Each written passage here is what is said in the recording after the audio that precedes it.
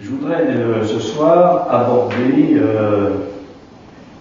à nouveau quelque chose qui, bien sûr, ne va pas de soi du tout,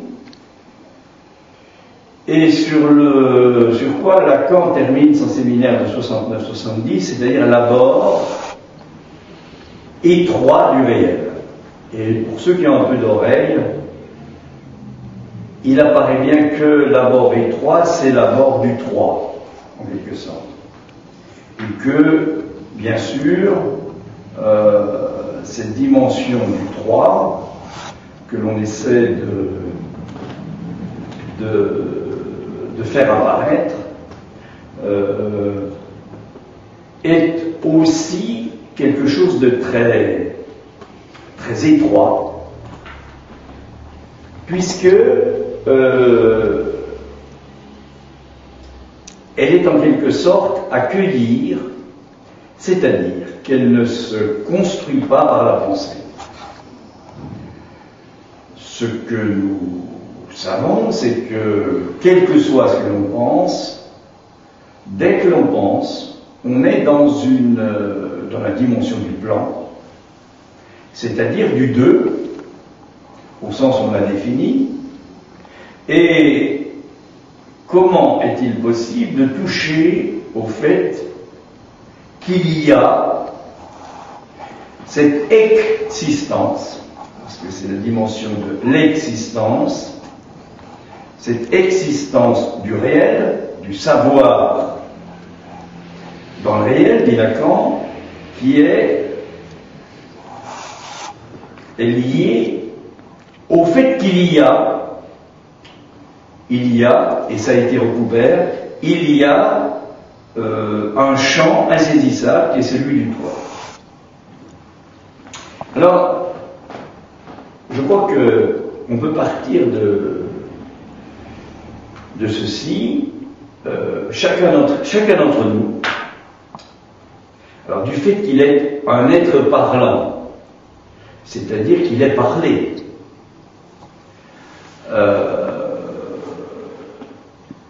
du fait donc qu'il est un être parlant, il importe de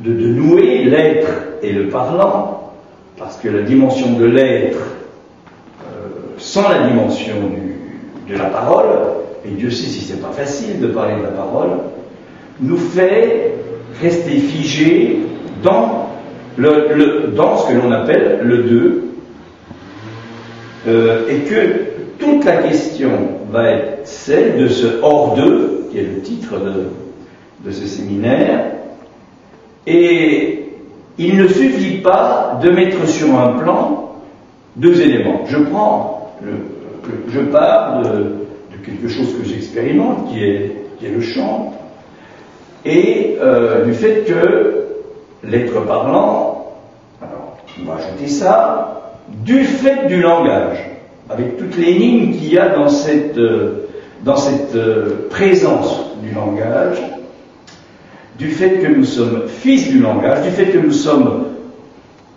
comme humains, l'humus du langage. Alors on peut continuer comme ça. Du fait que le signifiant est une alluvion, est un dépôt du langage chez l'être parlant. Donc, chaque être parlant peut, à partir, disons, de deux éléments qui sont les mots et le son, nous sommes un composé mixte de son et de mots, c'est-à-dire de sens, à partir de ce point de départ, il est possible, effectivement, ou bien de rester dans la mise en continuité du son et du sens, et on reste sur le plan, on reste au niveau de la dimension du 2, ou alors que, alors, je crois que c'est ça la création, c'est ça la dimension de l'artiste, ou alors que ces deux éléments, en fait, non pas se réunissent, parce que se réunir, c'est à nouveau se mettre en continuité, mais que ces deux éléments, soudainement, dans une opération énigmatique, soit telle que soit créé quelque chose qui est le fait que, vous voyez, on ne peut pas arriver à en parler comme ça, qui est le fait que, à partir du son, de la musique apparaisse. De la musique. C'est-à-dire que la musique, quand elle apparaît, ça n'est pas une reproduction de son. J'ai déjà dit, de même que une partition avec les notes qui sont écrites, avec les notes qui sont jouées, le son qui est fabriqué à partir de ces notes, ça ne suffit pas pour créer ce qu'on appelle de la musique, ou la musique. Alors, si nous prenons l'être parlant, que chacun d'entre nous est à des degrés divers sur ce mode-là, peut-être sur une certaine prédisposition, on peut constater que l'exercice vocal qui se fait dans une technique que je connais bien, qui est celle que je pratique, qui est la technique de chant traditionnelle italienne, eh bien, l'être parlant va avoir à trouver, c'est-à-dire à travailler son instrument. On pourrait dire que par rapport à un Stradivarius qu'on pourrait acheter et qui permettrait aux violoncellistes, aux violonistes de jouer déjà avec un instrument en parfait état, je ne dis pas la voix parce que il ne faut pas aller aussi vite que ça. On ne peut pas dire non plus que c'est le larynx. Pourtant, le larynx est concerné, c'est-à-dire les cordes vocales. Mais il y aura lieu, quelles que soient les aptitudes, je dirais, évidentes au chant, il y aura lieu de travailler cette production de son. Alors, je ne vais pas faire le descriptif au niveau physiologique et anatomique parce que ça ne suffit pas. Cette production de son, de telle façon que ce qui va être le son qui va venir en quelque sorte se réverbérer au niveau du palais, ce son, à ce moment-là, toute la question va être celle de savoir si à partir de ce son, de la musique pourra être faite. Et alors là, on est devant une énigme qui est qu'il n'y a pas de recette. C'est-à-dire qu'au moment où le chanteur lyrique se lance, il a bien sûr sa technique, c'est-à-dire qu'il a son instrument, qui à peu près, il connaît, mais il ne peut pas prévoir la façon dont les harmoniques vont être nombreux, dont les harmoniques vont s'articuler les uns avec les autres. Vous savez que les harmoniques, c'est quoi? Les harmoniques, c'est que dès qu'il y a un son, il y a un son fondamental, et puis par rapport à ce son fondamental, il y a d'autres sons qui sont dans une fréquence définie par rapport au son fondamental, qui sont ce qu'on appelle les harmoniques. Eh bien, la richesse des harmoniques, c'est quelque chose qui ne peut pas se prévoir, qui ne peut pas se créer, qui ne peut pas se faire avec une machine. C'est lié au fait qu'à ce moment-là, et j'irai dans cette direction-là, c'est du fait que nous sommes fils du langage, que nous pouvons, sur un mode très particulier, propre à chacun, à ce moment-là, faire entendre quelque chose. Faire entendre quelque chose qu'on peut dire la musique.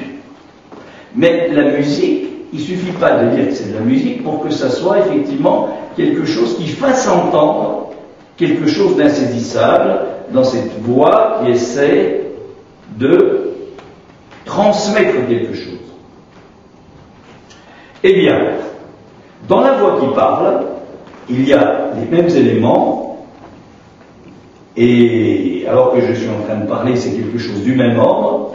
Et vous voyez qu'il y a bien sûr le sens qui nous arrête, il y a les harmonies qui soutiennent ce que je suis en train de dire, il y a bien sûr le souffle, enfin, tout ça qui donne un certain mouvement à celui qui parle, à celui qui s'adresse, mais il s'agit surtout de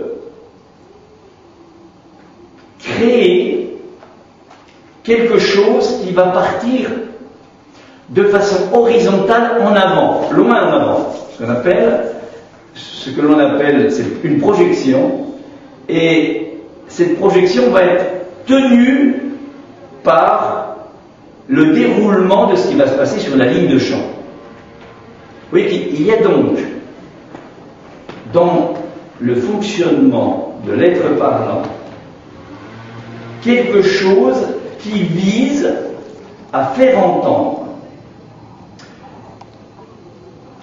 Ça passe bien sûr par les phénomènes acoustiques et le son, on peut très bien définir les fréquences, mais il y a quelque chose qui est indéfinissable, c'est la façon dont les fréquences vont se nouer entre elles, et ça n'est pas, contrairement à ce qu'on pourrait penser, lié à une hypertrophie des cordes vocales de larynx. À la fin du 19e, au début du 20e, on a, son nom ne me revient pas, un ténor lyrique français, je le retrouverai pour une autre fois, qui était très proche des ténors italiens. Lorsqu'il est mort, on a voulu faire une autopsie de ses cordes vocales, et on a été très surpris parce qu'on s'attendait évidemment à trouver des cordes vocales tout à fait particulières. Et bien, on a trouvé que les cordes vocales de ce ténor lyrique étaient tout à fait normales. Elles n'avaient rien de particulier. Tout ça pour montrer à quel point on touche là quelque chose qui traduit, qui transmet, qui fait entendre quelque chose qui se crée au moment où ça a lieu. Ça ne peut pas déjà être là, en tant que tel, et toute la technique qui est acquise vise à ce qu'il soit possible de faire entendre ça.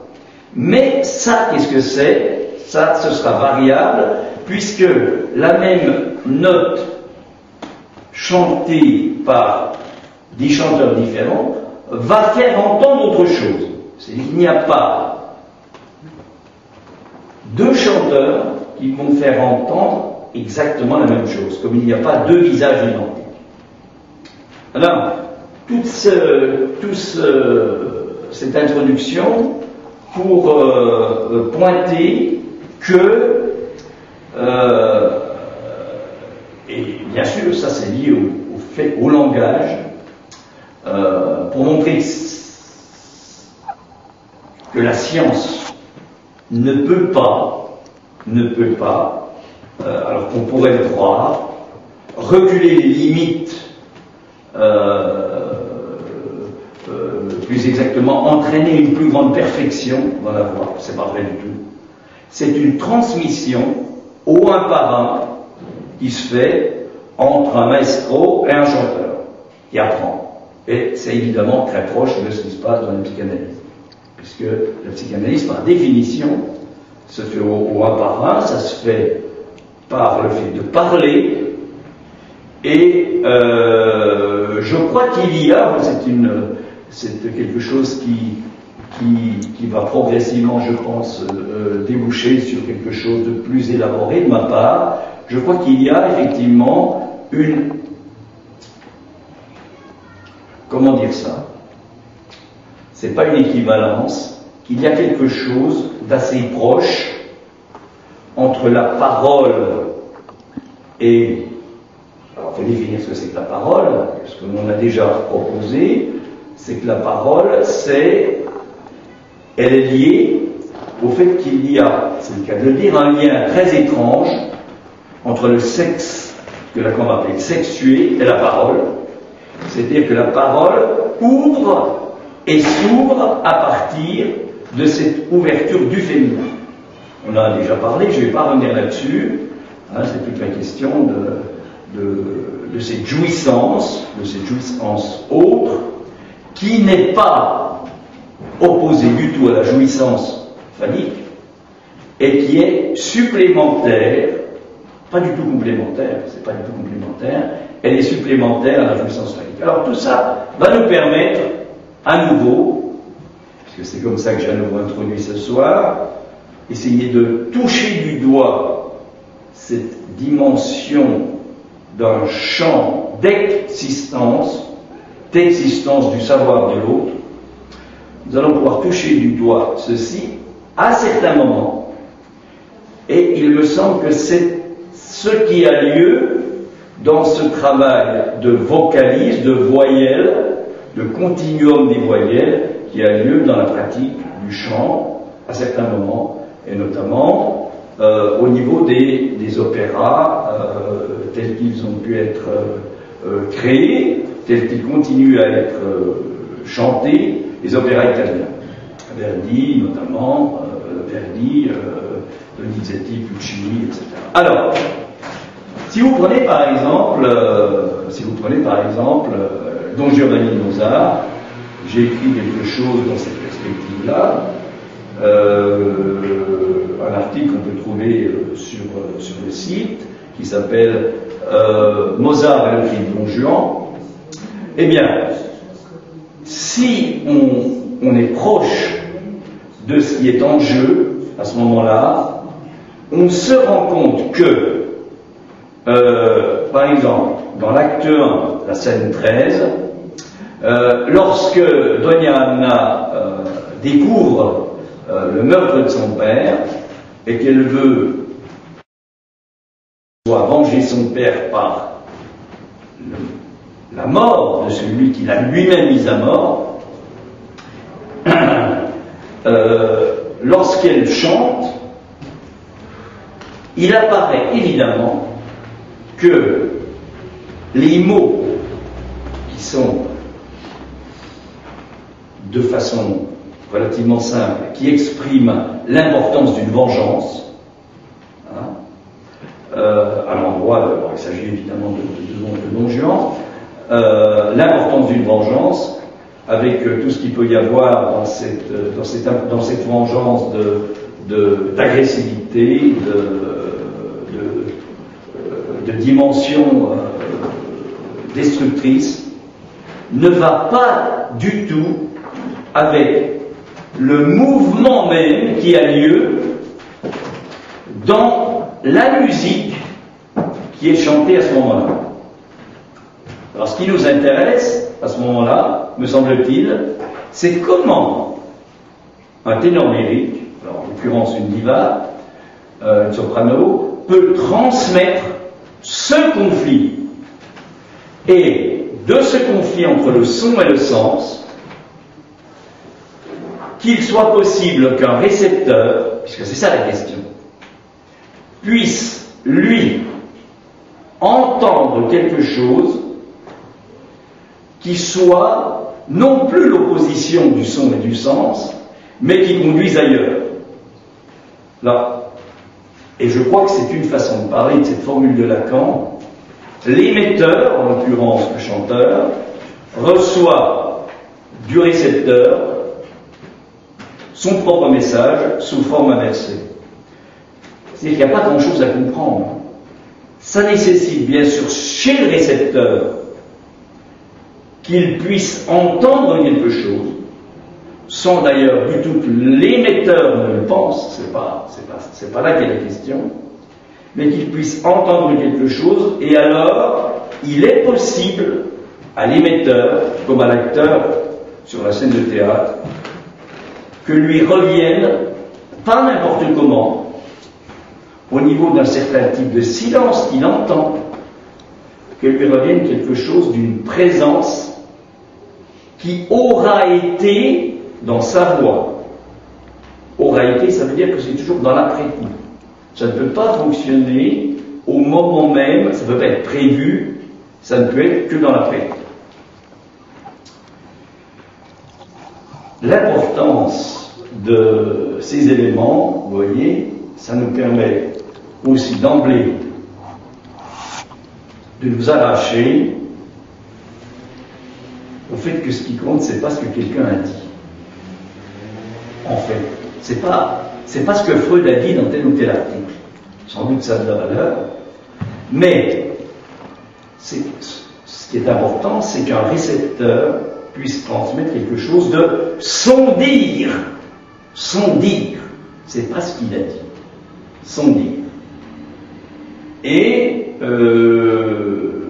à ce moment-là, l'important, vous voyez, l'important, c'est que chaque récepteur pourra transmettre quelque chose de particulier, quelque chose qui le concerne, qu'il aura entendu lui, singulièrement, et qui va faire de l'émetteur ou du chanteur le fait, sans le savoir, parce que ça ne peut être que sans le savoir, le fait qu'il pourra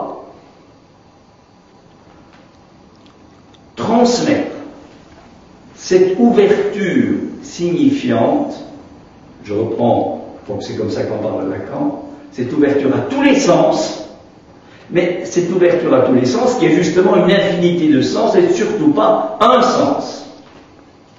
Je crois que c'est une façon de parler, d'une certaine façon, de cette illimité, de cet inouï, de cet invisible, de cet immatériel et de ce nouage particulier qui apparaît au point, lui Lacan va utiliser pour approfondir les choses, expérimenter ce qu'il va nommer à partir des bouts de ficelle le nœud broméen, et il va être conduit à dire que, bien sûr, le nœud broméen, c'est surtout pas la façon dont les trois ronds sont juxtaposés et articulés sur un plan, ça c'est pas ça. Le nœud broméen, ça va être la façon dont ils sont noués dans ce lieu de l'existence de l'autre.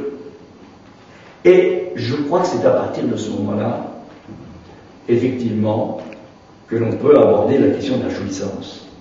Alors, bien sûr, pas la jouissance au sens où on l'entend habituellement, c'est-à-dire le plaisir, pas la jouissance qui est cette sorte de machination cruelle et sadique, qu'on appelle le surmoi. Je laisse ça de côté, parce que là, vous voyez bien qu'on est tout à fait dans le deux. On n'est pas du tout hors d'eux. Mais quelque chose d'autre qui est ce que, compte tenu du développement technique dans lequel vit l'être parlant, du développement de la science, mais au sens de la technique, au sens de tout ce qu'il peut entendre, de tout ce qui le résume dans cette dimension du deux, du fait que le transfert, la psychanalyse du transfert, comme une expérience artistique, alors je parle de celle que je connais plus particulièrement, le chant, mais on peut parler, je pense, bien sûr d'autres, de la peinture, de la sculpture, etc. Ce qui est sûr, c'est que la psychanalyse résulte de 3 siècles à peu près de développement scientifique, technique. Peut-être pas 3 siècles, 2 siècles et demi, et que si elle vient des Lumières, comme on le dit souvent, il ne faut pas aller trop vite parce que ce n'est pas les Lumières qui sont à l'origine de la psychanalyse. C'est parce que les Lumières ont introduit quelque chose de la pensée, donc quelque chose de l'ordre du deux, qu'à un certain moment, ça va devenir étouffant. Et c'est parce qu'on est étouffé dans le sens, parce que finalement un symptôme, c'est une façon d'en parler, ça, c'est parce qu'on est étouffé dans le sens que le fait de parler, on sait quand on parle d'une certaine manière, on n'est pas non plus sans chanter, le fait de parler va permettre de trouver la jouissance qu'il faut pour que l'histoire continue. Et la jouissance qu'il faut, c'est pas il faut au sens surmoïque, c'est la jouissance qu'il faut au sens où la langue nous transmet ce que c'est que il faut, c'est ce qui fait défaut, c'est ce qui faille, c'est le falsus dont parle Lacan, c'est-à-dire que c'est ce qui manque, la jouissance qui manque pour que l'histoire puisse continuer. C'est une façon de parler de ce passage du symptôme, qui est de l'ordre du 2, qui tombe avec sun, avec tosis, la chute, de parler du symptôme, du passage du symptôme au symptôme, on parle de Kant, c'est-à-dire à ce nouage sun avec, mais un nouage qui se fait pour se défaire.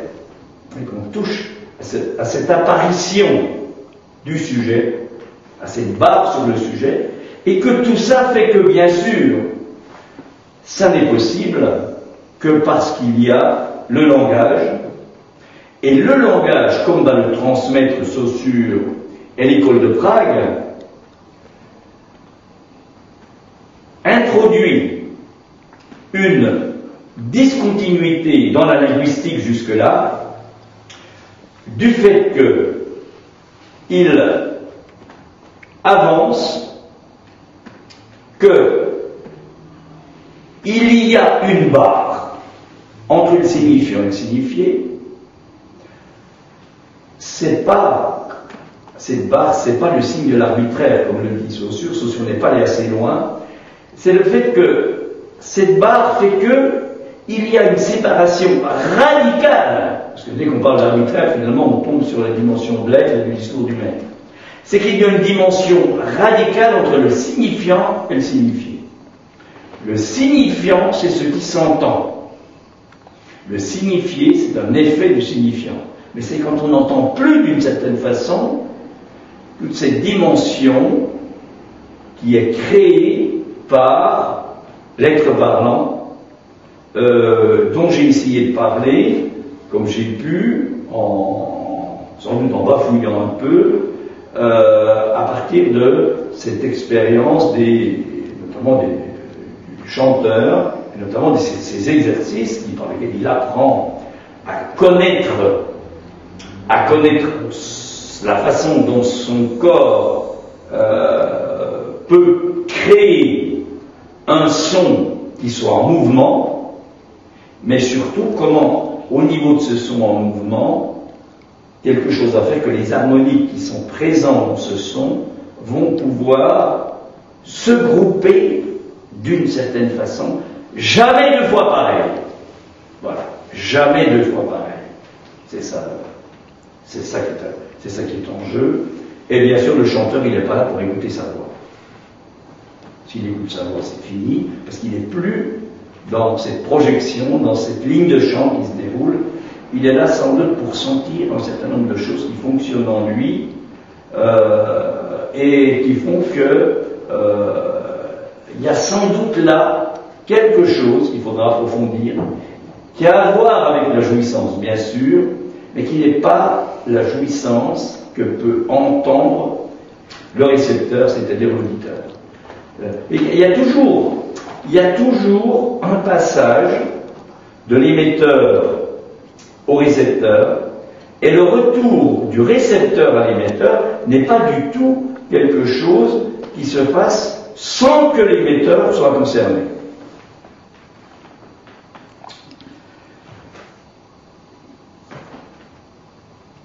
Alors, j'arrivais sur la question du dire, parce que, évidemment, tout est là. Tout est là. Si on fait une analyse, on pourrait dire, c'est pour, en quelque sorte, arriver à toucher un peu cette dimension du dire, et pour, justement, alors Lacan nous aide, bien sûr, il y va fort. Il dit que l'important, c'est d'être dupe du dire. C'est-à-dire dupe de quelque chose que l'on ne peut pas contrôler, quelque chose que l'on ne sait pas, et qui pourtant est présent. Et c'est comme ça qu'il va arracher tout le questionnement qu'il développe dans les noms du Père. Il ne suffit pas d'être non-dupe, et il ne suffit pas d'être dupe de n'importe quoi. Il s'agit d'être dupe de quelque chose qui ne passe pas par les mots, qui ne passe pas par le sens. Et on revient à ce moment-là, effectivement, à la question du signifiant. Et à cette définition que Lacan va aborder, c'est-à-dire que le signifiant, c'est évidemment pas du tout le signe, c'est-à-dire que ça ne représente pas quelque chose pour quelqu'un. Ça représente le sujet pour un autre signifiant. Et là, on ne sait pas bien de quoi on parle. Parce qu'évidemment, si ça représente quelque chose pour quelqu'un, ce qui est la définition du signe, eh bien le quelqu'un finalement qui est au-dessus de l'échelle, ben, ça va être par exemple Dieu, ça va être la science, ça va être celui qu'on voudra, un savoir qui sait déjà. Alors que introduire le signifiant par rapport à ce sujet qui lui est pris, c'est-à-dire qui est barré, qui est un effet du dire, fait que oui, on arrive à toucher cette dimension de l'étroit. C'est d'abord étroit du réel, dont je parlais tout à l'heure, ce qui fait que le 3 est réel, et ce qui fait que c'est là que quelque chose de nouveau peut advenir, et que une autre façon de parler de cette mise en articulation du son et du sens, alors je reviens à nouveau à l'opéra, parce que c'est plus évident, évidemment c'est ça l'opération de l'opéra, en quelque sorte, c'est le fait que dès qu'il s'agit de sens, eh bien, il s'agit de la demande de l'autre. Ça ne peut pas être autre chose du sens. Et en référence à cet article dont je parlais tout à l'heure, sur Mozart et le crime Don Juan, bien sûr, quand on est dans le sens, eh bien, ce qui est en quelque sorte ordonné, toute la communication elle passe par là, c'est ce quelque chose de l'être, à l'impératif, soit ce que je demande. C'est toujours la demande de l'autre qui nous fige dans l'être, alors qu'avec le son, le mouvement même qui est présent dans le son, nous conduit à un autre monde qui devient